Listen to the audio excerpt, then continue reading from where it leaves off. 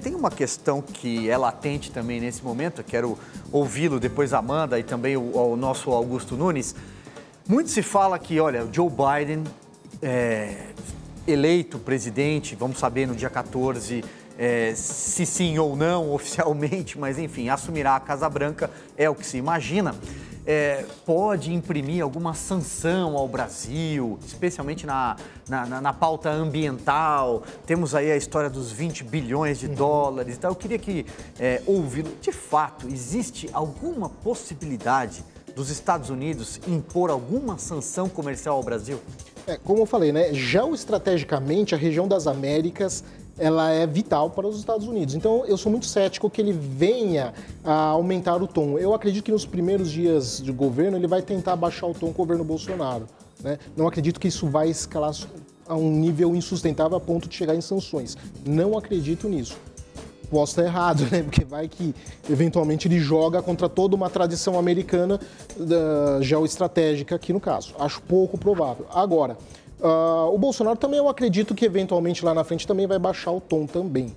Eu acredito que ele também vai diminuir essa questão. Agora, ele fala muito grosso, só que se a gente for ver, historicamente aqui no Brasil, nos últimos anos, 2 anos aí, ele cedeu para forças muito menores que dentro do governo brasileiro, do que o governo dos Estados Unidos. Então, provavelmente ele vai ceder eventualmente eventuais pressões com relação aos Estados Unidos. Embora, eu repito, eu não acredito que o Biden vai tensionar muito com relação a aumentar essa tensão com relação ao governo brasileiro. Porque vamos imaginar o seguinte contexto, se torna uma situação insustentável, para a China é maravilhoso.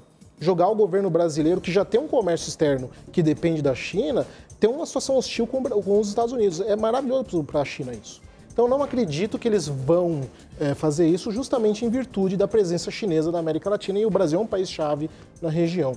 Então, eu não acredito nesse sentido. Eu acho que as coisas depois vão diminuir um pouco. Diga, Amanda. Vou fazer uma pergunta mais retórica aqui para o Augusto e também para o professor de Leon Peta. Qual o efeito da derrota do Trump no avanço do populismo nacionalista, do populismo de direita no Brasil e no mundo? A gente já percebe que há uma concertação aqui de forças de centro, tentando espelhar o que aconteceu na eleição também mais centrista nos Estados Unidos com Joe Biden, com vistas de olho em 2022.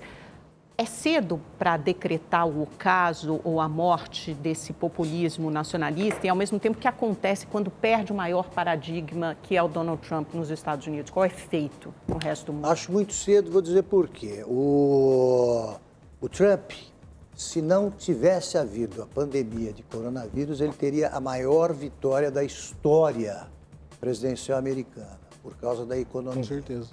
Eu não acho que o Trump perdeu a eleição pela ação que ele teve, ou inação, diante da pandemia de coronavírus. Perdeu para o vírus chinês, né? Não, perdeu para as consequências econômicas da pandemia que viriam, fosse qual fosse o comportamento dele. Foi por isso.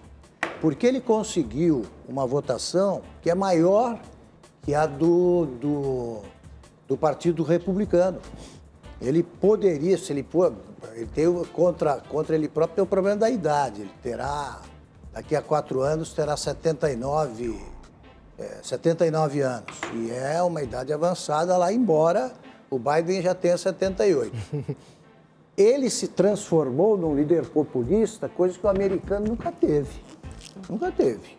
Nenhum. Ele tem uma votação própria.